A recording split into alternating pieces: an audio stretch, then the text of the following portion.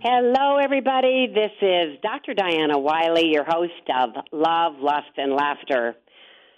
The holidays coming up, Christmas and New Year's. How do we make it through an already difficult time of the year when many of the measures we have to take to slow the virus, including, well, you know it, sheltering in place and social distancing, but these measures often exacerbate feelings of isolation and grief. And so we're going to talk about COVID and the holidays for this show, and also how do we safeguard a marriage against divorce? So here to help me sort out these questions and more is Brad Coates, author of Divorce with Decency, now in its 5th edition. And Brad is a frequent guest on this program. Welcome, my friend, Brad Coates. Welcome, welcome. Hey, Diana. Great to be on your show again, and aloha to everybody and all your listeners. Yes, he says aloha because, as many of you know, if you're regular listeners, Brad lives in Hawaii, where I used to live, and we have been friends for over 20 years. He was a guest on my show in Hawaii for 5 years many times, and on this show in the last 10 years also many times. So I'm really glad you're back to help us talk about this is a very difficult time for so many, and so many people are really struggling. So let's get into it. Let's start by talking about COVID and the holidays. And I think one of the things that can really, really help people is to set realistic expectations about the holidays. We need to be flexible. Things like travel restrictions and all of the other restrictions are out of our control. Of course, you have a different situation with travel restrictions because you live on an island, and there are islands in Hawaii. So tell us a little bit about how people in Hawaii are coping with this. Well, our travel restrictions here are even worse because there's a mandatory quarantine. You got to take because everybody comes in by air. Yeah. They can track people actually coming into the state, unlike a lot of the states in the continental mainland. So you have to be COVID-free to come into the state. You got to have taken a test and demonstrated that you're COVID-free. You've got to, if not, you've got to quarantine. It's pretty tight over here, and it's kept the numbers way, way lower than a lot of places on the mainland. That's for sure. But we're locked down, not quite as tight as the mainland, but it's no picnic over here either. No, no, and of course you've had so many economic struggles in Hawaii with so much. Let's see, what is the economy in Hawaii is something like 80% based on tourism? Is that it? It's not quite that high, but yeah. we have been hit with the double whammy. Tourism is certainly the bulk of our economy, and and unlike other tourist-based economies like Las Vegas or Orlando, Florida, where the tourism may have shut down for a while, but people can at least drive there. We're getting hit with the double whammy of tourism being shut down plus aviation being shut down, essentially, like I say, with these restrictions that they've got. So it's brutal over here.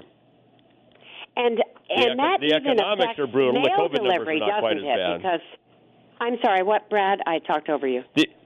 The economic numbers are horrible. The COVID numbers are not quite as bad, but people are getting hammered here, and it's really it's from a standpoint. I'm a divorce attorney, and what they refer to as family law is very tough on families. COVID is. I read somewhere that 60% of all 2020 weddings were postponed or rescheduled. There's lower if people aren't getting married, and if the uncertainty surrounding having a family continues to be so tricky in this COVID and the economic spillover. You can anticipate stuff like lower fertility rates, fewer birth rates, probably going to be the lowest in like 35 years, and it's already low. So it's a real problem for society as we know it. Oh, yeah, it is, and of course, the depression rates have gone up a lot.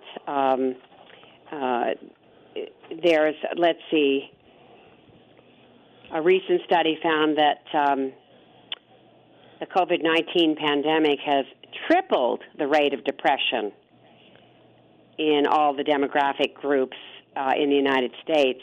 So we went from, you've got 27.8% of the adults reporting symptoms, in contrast with 8.5% before. So we've got depression, and if any of the listeners are prone to depression, you know that you have it, and it might be worse, and you certainly may need to get some help and some antidepressant medication. Although I read a statistic that was even scarier. I read that for younger adults, ages 18 to 25, 25% said that they had actually contemplated suicide during the COVID period. Not just that they're depressed, but they're actually so depressed they're thinking about killing themselves. I mean, that number really shocked me. And where was that? Do you remember where it was? I saw it in the Week magazine. They had a little statistical profile of what COVID's done to places. Yeah. Yeah. But can you imagine 25% thinking about killing themselves? And then you're right, the depression rates are at all-time highs. Yeah. And that's just the beginning. So I think it helps. I can say this as a mental health professional, and I know you'll agree, Brad, that we need this psychological flexibility to help regulate emotions. And regulating emotions is very hard for a lot of people. I think it can help to kind of step back and shift your perspective when things don't really go the way that you expected them to go. And that means, canceling a lot of your get-togethers. Yeah, like all of them. It's not safe. Yeah, it's not safe to get together. And look at all the spikes we had still are having after Thanksgiving. It was kind of a sad thing to say, I'll see you if the person said, I'll see you at Thanksgiving, that often meant I see you at Christmas. The ICU in the hospital. I get it. Okay. Yeah. No, that's a good play on words, but not necessarily a great trend. No, it's no, this is really not a great trend. This is really ugly. It's interesting the effect that it may have on relationships, because a lot of people, feel like they would love to have somebody to help them through this COVID crisis. I mean, it's so isolating that I do know people that say, oh, God, I wouldn't give for a boyfriend, girlfriend, spouse, whatever. I know people that say, I'm going to go out and find somebody to love, like the old song says. If you, I don't know how you find somebody. I guess you got to see what their eyes look like. That's about all you can see of anybody anymore. But it's the temptation is to quickly find a relationship that helps get you through it emotionally, not to mention the fact that because people are so stressed economically, that there may be forced togetherness. I mean, I've heard of a lot of people, house sharing or coupling up to share rent because people have lost jobs. There's kind of an interesting track, a discussion of fast-track romance, where what they're calling turbo relationships, where couples choose to move in together to ride out the COVID-19 quarantine, either emotionally or economically. So that is definitely a traceable event. People trying hard to find some meaning in life and some kind of a relationship that helps them find meaning in life. So it's pretty interesting how all this plays out. Yes, and there will be repercussions for a very long time.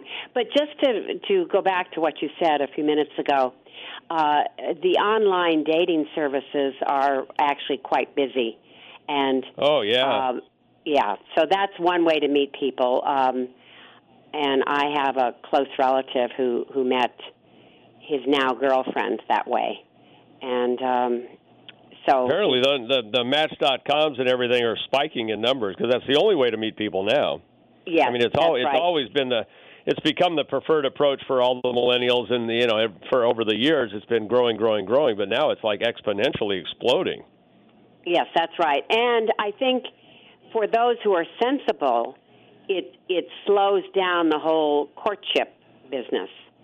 That they may talk on Zoom or FaceTime and get to know each other and maybe write each other emails, and before they actually meet in person.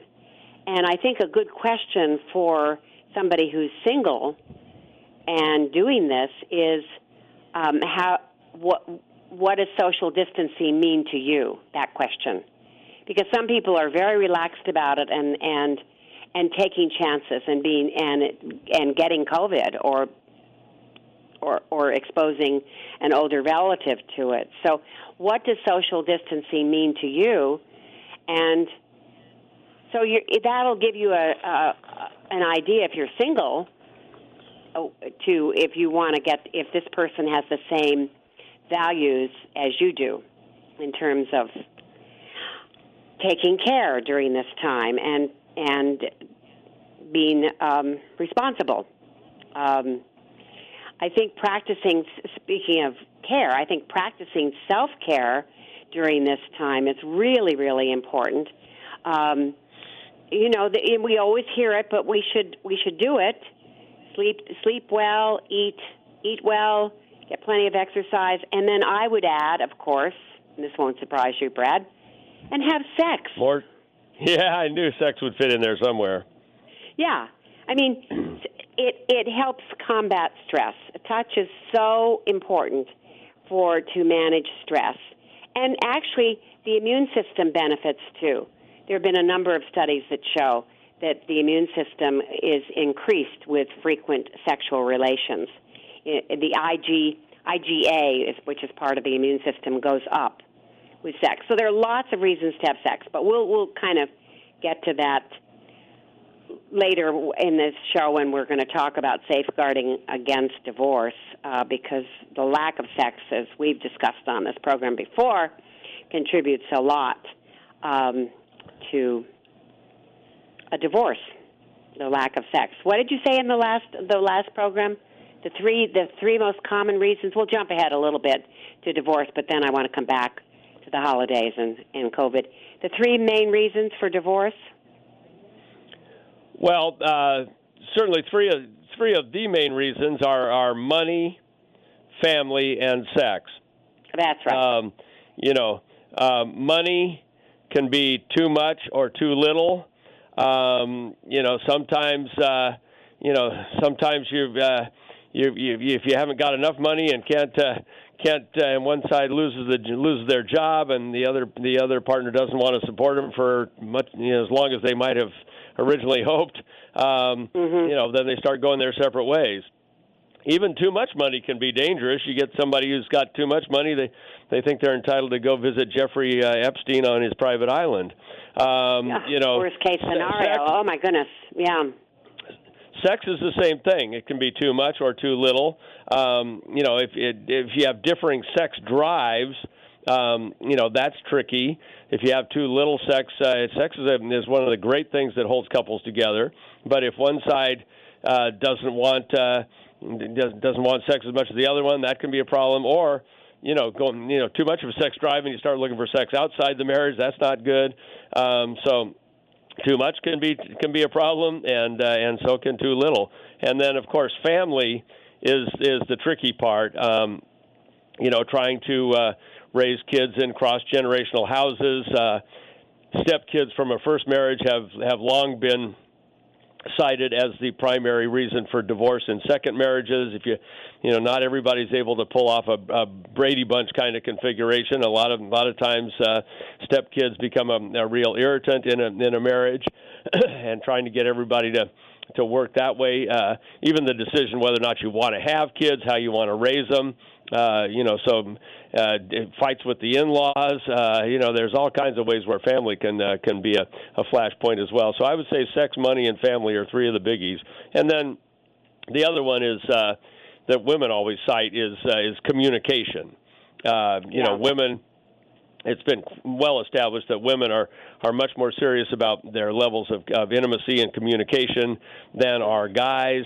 And probably the best tip I can give guys if they want to hold on to their gal is to communicate more, because that's an absolute bottom line for women, and guys sometimes are pretty dense about that.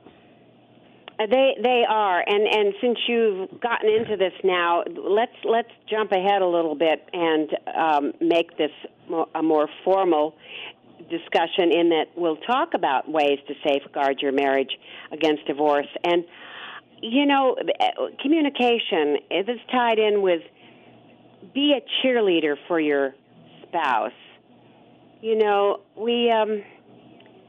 There's so many voices out there telling us what failures we are in a relationship. And those come from advertisements designed to make people feel inadequate. Whether they're selling pistachio nuts or sports cars, the implication is often that something is wrong or missing. And especially these days, people don't feel very good. So if you want your relationship or your marriage, we're talking about marriage in this case just because we're trying to avoid divorce, be the voice of support and encouragement for your spouse. Kind of a shelter in the storm of disparagement. Especially now during a COVID world where people are depressed. I mean, if you can be the one person that keeps your spouse laughing or solvent or appreciated, any of those adjectives probably become big sellers if you got a situation where people are not all that happy about their lives and they can get some solace out of their spouse. That's a big deal. It really is, and especially, as you said, in these days, we all need a cheerleader in our lives. And if I say when I'm talking to my clients via Zoom these days, of course, if there's no major accomplishment to cheer about for the moment, then cheer for the small things your spouse is doing well. And recognize that especially if you're the husband and your wife has had to take over being the teacher for your children and maybe trying to do her work at the same time, working from home, maybe having to do still more of the homework. Housework. So being a cheerleader for your spouse is really, really important, especially these days, as you say, when it's sort of difficult to get it. I think that's a great point. And encouragement. I think that's a great point. People are super stressed, and one of the best stress relievers can be physical intimacy, emotional intimacy, the positive reinforcement from at least somebody in your life is a good thing, especially when things are seeming fairly sucky. Being a good spouse to your spouse is absolutely crucial. And everybody needs somebody to love at this point. Oh, for sure, and kind of in that vein, remembering that nobody can do everything is a good thing to remember, especially when we're just inundated with so many tasks and stresses. And I think it's misguided to think that a spouse who isn't meeting all of your needs is failing at the job. Thinking about a spouse, is my spouse a supportive listener, a thoughtful co-parent, a competent financial partner, oh, but my spouse is maybe not the most adventurous lover, or my spouse doesn't really enjoy the same cuisines as I do. This is often the position some take. So I think in those moments, you take a moment to consider the qualities that constitute a good match and then prioritize them. Not every virtue or vice in your relationship is equal. But finding a spouse who meets most of your needs most of the time is a win. And for those of you who aren't married, just change the word spouse to significant other. Because all of these comments apply to any relationship, whether you're married or not. It's just that we have a divorce lawyer on as a guest, and so Brad's. How long have you been doing this divorce work now? How many years? Oh, God. I think this was my 42nd year of practicing. The Coates and Fry, Tanimoto and Gibson law firm that I started and still kind of run is the biggest divorce firm in the state of Hawaii. We handle cases on all the different islands. We've probably done something like 35,000 divorces over the last 4 decades. So I've got a lot of familiarity with how this can all work and with how things don't work. So, yeah. Yes, exactly. It's really... And, of course, when you got a situation like this where people are prone to depression anyway, in the COVID era, having somebody that's, like I say, still got a job. If both people can't, if one loses their job, it's good to have somebody who still has a job. If one can't cook, it's good to have one that can. If somebody, when you're trying to teach kids at home and homeschooling because the schools are all shut, there's a lot of things, like you say, to be appreciative of your spouse, and sometimes it doesn't hurt to. I don't really like the idea of even raising the issue of divorce. I think that can be a real deal breaker when people start, if you don't do this, that, or the other thing, we're going to get divorced. I don't recommend that at all. In fact, I don't recommend even fighting in relationships. A lot of people think it's a good idea to air out all your dirty laundry and your personal views, and anything that's chewing you up inside needs to be fully threshed out with your spouse or whatever.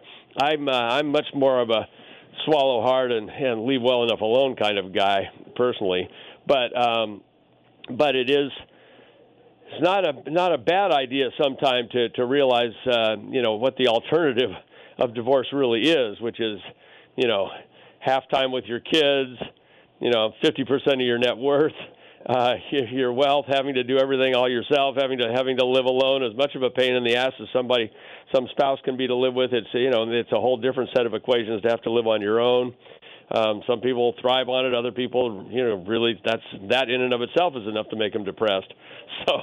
So you've got it's a balancing act, and again, like you say, it doesn't just pertain to marriages. It pertains to any kind of a relationship.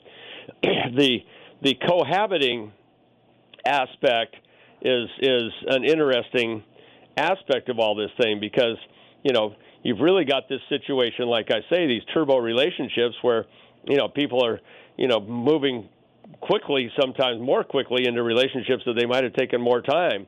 One of the things that I hear a lot is that people get much more serious more quickly. These people that were getting used to being on these dating sites, and it's not a fulfilling month unless I've interviewed 10 other prospective mates. It maybe it's smart to choose the right one sooner rather than later, because it's physically impossible to actually interview 10 other mates. And like I say, people, there's a forced togetherness element of all this, but forced togetherness can also break up couples. So you may see a spike in divorce proceedings once the country fully does reopen in a post-COVID world, and people are able to go back to some semblance of normal.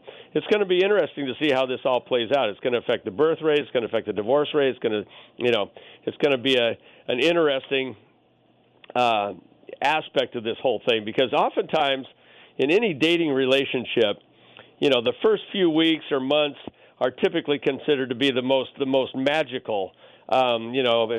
Physical intimacy, starting a physical intimacy, that can create emotional intimacy. The initial thrill can be pretty substantial with infatuation. But then when you're with the other person 24/7 for months on end, some of that can die away. So there's going to be some interesting ripple effects from this whole scenario. Yes, lots of them. And I wanted to quote a guy from one of the studies, so we'll call it a case study, because I like the way he put it. My marriage had pre-existing conditions, and COVID killed it. And this was Dan, a 44-year-old father of 3. And he says that before COVID, he and his wife felt free to minimize their differences and their time together. But once they were stuck living together 24/7, things took a turn for the worse. And Dan felt he was carrying a much bigger load for the family during lockdown compared with his wife. So the frustrations born of COVID time together led him to conclude we weren't a partnership, we weren't working together. And so Dan filed for divorce. These kinds of issues come up. They're more clear. For some people, they realize that they just can't do it anymore. But others who maybe do think about divorce, and I think it's good to think about this, that you had what it took to fall in love, and it's entirely possible that you have what it takes to stay there. And of course, that's a goal of mine in my couples counseling. How can you not just survive in this relationship, but how can you thrive? How can you make it better? How can you just rediscover that love again and that lust again? Because so many couples, of course, are not having sex. And I'm talking about cheerleaders. I'm a real cheerleader for sex, as you know, and as regular listeners know. Sex is huge. Yeah. You absolutely cannot understate the importance of sex. Certainly to males and older males, as you start to feel like you're losing your manhood, that's a real psychological blow. When you're not quite as virile as you used to think you was. Guys can face collapse. I mean, older men can face collapse on a lot of levels because so much of men's lives are based upon their jobs. I mean, when you think about the life cycle of a guy, it's oftentimes sports in high school, the fraternity in college, the job environment, climbing the corporate ladder, junior partner to senior partner. That's what builds the identity of most men. Women have a much more extensive social circles. They got hobbies, they got organizations, they got clubs, they're taking classes, they're doing yoga, they got grandkids. Women have cast a much wider net as far as finding meaning in their lives. Guys can turn. I'm in my late 60s now. Guys who hit this age, they can oftentimes find themselves at a real loss for, okay, now what am I doing? Because it is so much of what they've done has been tied up with their career, and then all of a sudden they retire and they're nobody, and or their male organs are not as functional as they used to was. So the next thing you know, older men can start finding depression, which is one of the reasons why. And I've watched this happen for years in my divorce practice. Older woman will get divorced, and she'll say, "Oh, thank God, I don't have to handle the care and feeding of this clown anymore." Whereas an older guy will get divorced, he'll immediately look for another wife to start taking care of him. I mean, men get remarried following divorce within the first 3 years, whereas women, oftentimes it's many years later, or if at all. So the genders were created provide a certain kind of support and solace for one another, and you're banging the drum on sex is a leading, what the economists say, a leading economic indicator of how good a relationship really is.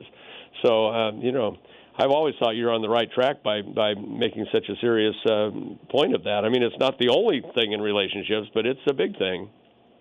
I wanted to circle back to what you said about the men and their life cycle and their identification with their work. In the early 90s, I did 2 studies on aging and sexuality with an MD, a geriatrician, Dr. Walter Bortz. And these studies, this is when I lived in Palo Alto, these studies were later published in medical journals. But what Dr. Bortz said is that, and at that time, it was fairly standard for guys to retire at 65.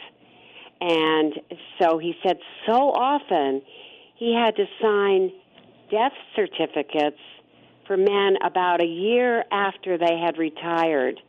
They were no longer Mr. Vice President of such and such. Right. And they were at home. Of course, this is pre-pandemic. Now they're forced to be at home, but not having any work to do.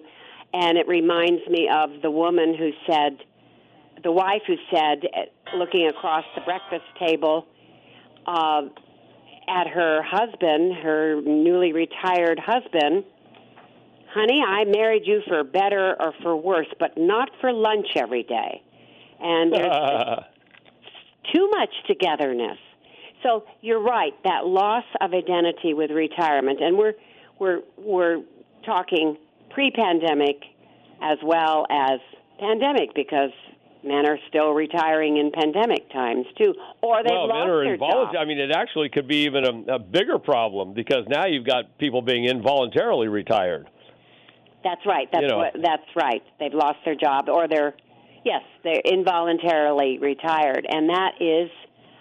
That's going to bring on the same set of psychological trauma that you saw before. Yeah, yes. That's right. It's problematic. It's problematic. Mm-hmm. I found the statistic that I was looking for while you were talking.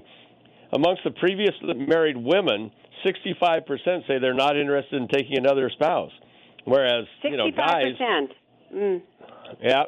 Whereas guys show that 80% of divorced men will eventually remarry. So it's a different deal as you try and go through life on your own for a man than for a woman. So for guys, sure, hold on to your gals. Yeah. Yeah. I've heard that too. Well, we've discussed variations of this on this program before, but I've heard this before, where women have so many more resources to fall back on. And, I also hear about older women who say, I've met a few guys, and older guys, and they're just looking for a nurse with a purse. And they don't want to have to take care of another. Maybe they've had a husband who died, of a heart disease or whatever. Or these days, COVID. Oh, it's so sad. But they don't want to have to take care of another guy. So that's the problem. And I think that's why you had that statistic: 65% of the women don't want a new relationship.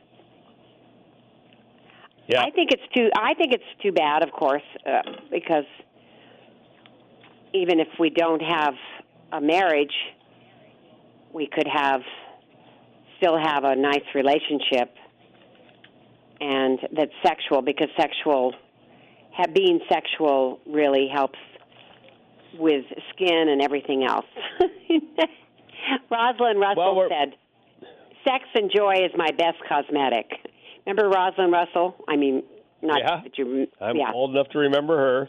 Yep, 1940s actress. So, I just found again. I sort of thumb through my notes as we're talking a lot of time when I think of things. Here's the happiness hierarchy between men and women, married and single.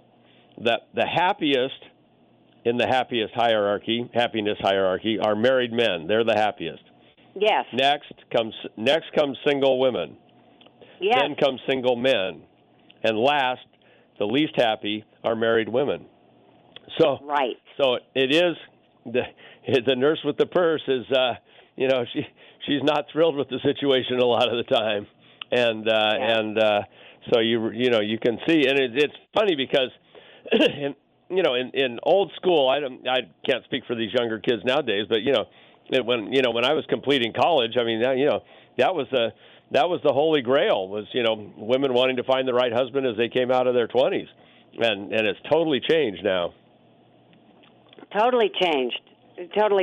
And boy, I remember going to college, and I avoided this, but most of my classmates were in college to get their MRS degree. I mean, this is 50 years ago, but anyway, it's they were there to find a man, and I'm so glad that I escaped that.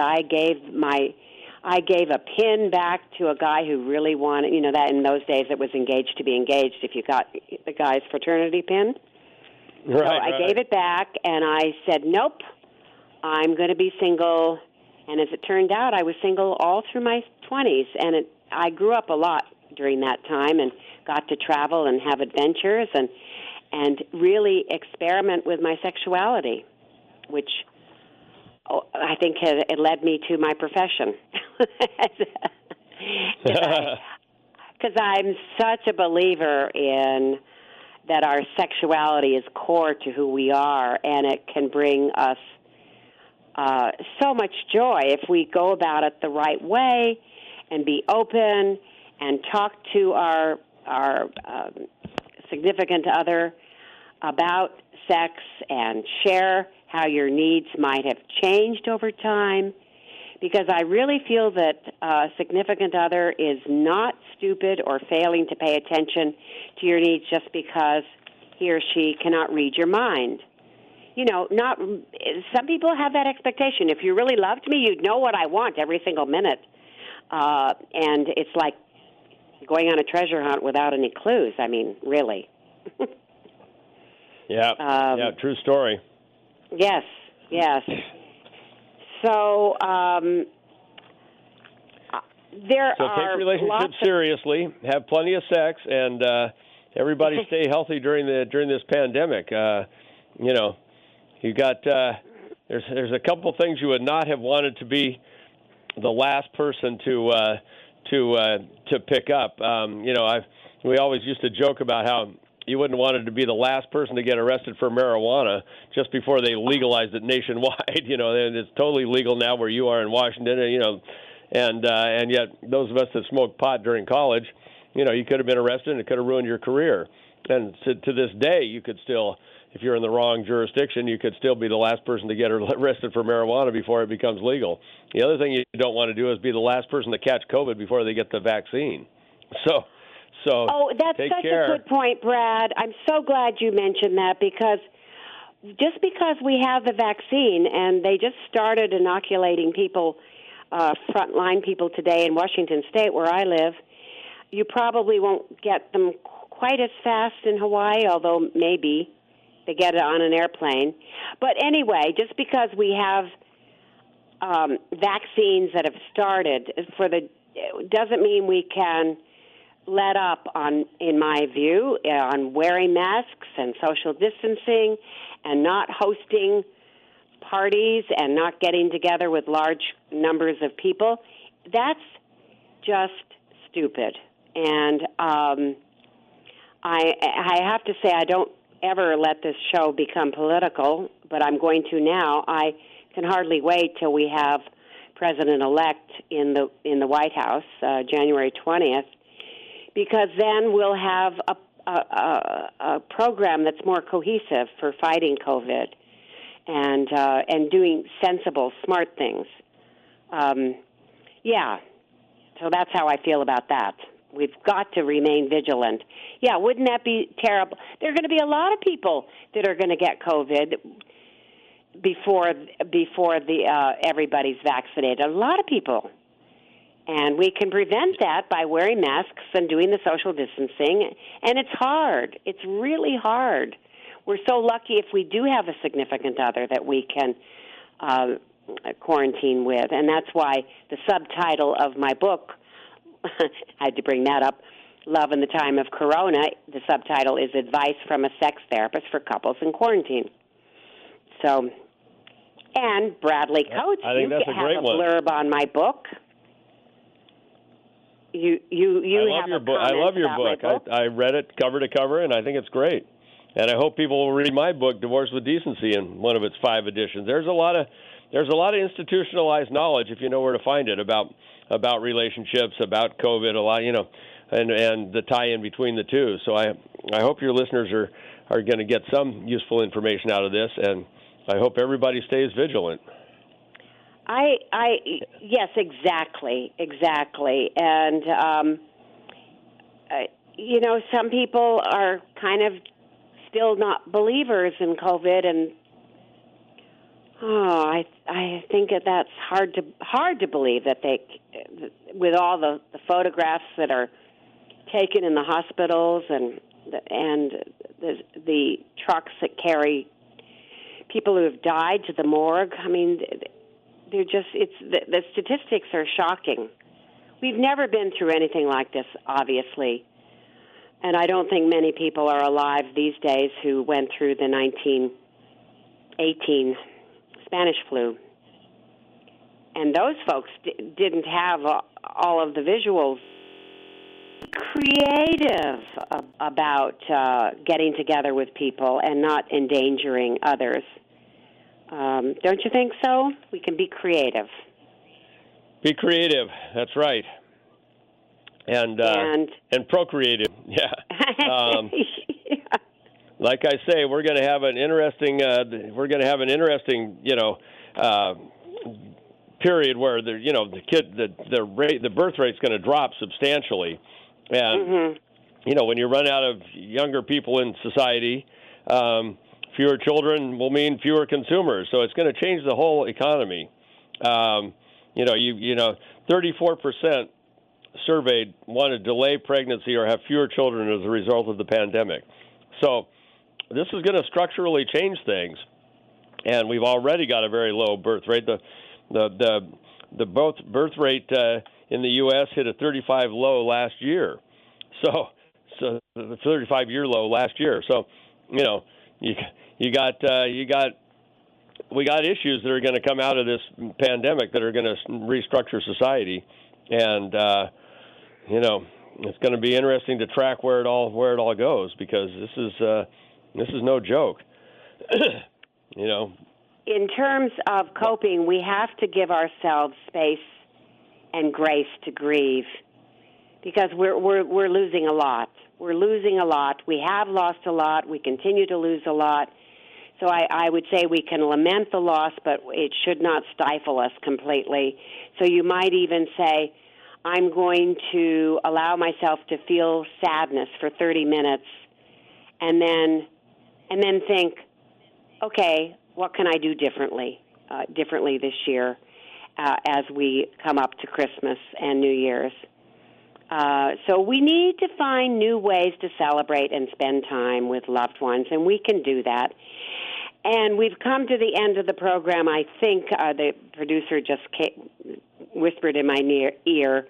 So we will finish up, and thank you, Brad, so much for being my guest once again. Remember, his book is Divorce with Decency, 5th edition. My book is Love in the Time of Corona, brand new. Well, not brand new. It's now about 7 months out. And so both of these books can help you. If you're thinking about divorce, be sure and read Brad's book. It's such a resource. And if you just need more love in the time of Corona, think about my book. Thanks again, Brad, for being with me today on the program. Hey, I love talking to you, and I wish the very best to all of your listeners, and everybody stay healthy. Stay healthy and stay positive. Yeah. Stay positive. And remember. And here's my we're best advice: take care of your nose. I'm convinced that this corona thing is going to sneak in through the nasal passage. They say it can be your eyes. They say it can be your mouth. I would worry about the nose. Keep saline going up your nose, and keep your nose lubed, because that's where I'm convinced it's going to come from. That's why I agree with you. That's why we have to wear masks that cover the nose, too. Right. Bearing in mind that I'm a lawyer, not a doctor, so that's not technically medical advice, but I sure hope everybody can stay healthy. And best aloha to all your listeners, and we'll sign off now. We'll sign off now. Thank you, Brad, and thank you to all you listening. Yes, stay safe, and I hope that you have blessings over the holidays, different sorts of blessings. Maybe you reprioritize stuff and you cope well. So, bye, everybody. Cosa leggerai? Con che libro affascini il tuo cuore? E se ti perderai nel labirinto di un amaro autore? Ma i tuoi piedi tap tap tap tap, ma i tuoi piedi tap tap tap tap. Happy feet, da da da, happy feet, da da da, happy feet. Oh, I love it, happy feet, da da da, happy feet, da da da, happy feet. Oh, I love it.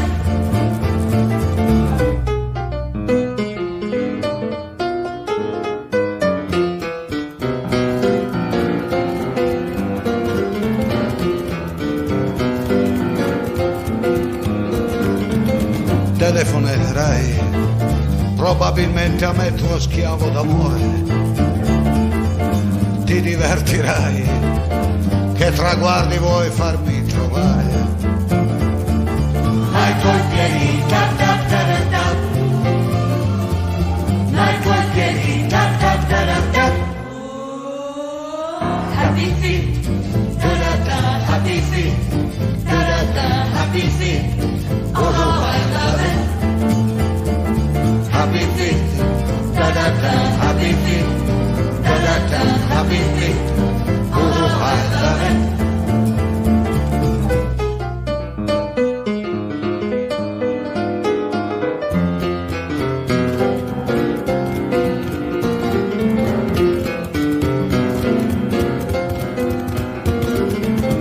A che mostra andrai? Un Picasso in fiamme ti può andare. Ne discuterai con qualcuno che ne sa parlare, ma i tuoi piedi tap tap tap tap, ma i tuoi piedi tap tap tap tap. Happy feet, da da da, happy feet, da da da, happy feet. Oh, I love it. Happy feet, da da da, happy feet, da da da, happy feet. Oh, I love it. Ma i tuoi piedi tap tap tap tap, ma i tuoi piedi tap tap tap tap. Happy feet, da da da, happy feet, da da da, happy feet. Oh, I love it. Happy feet, da da da, happy feet, da da da, happy feet. Oh, I love it.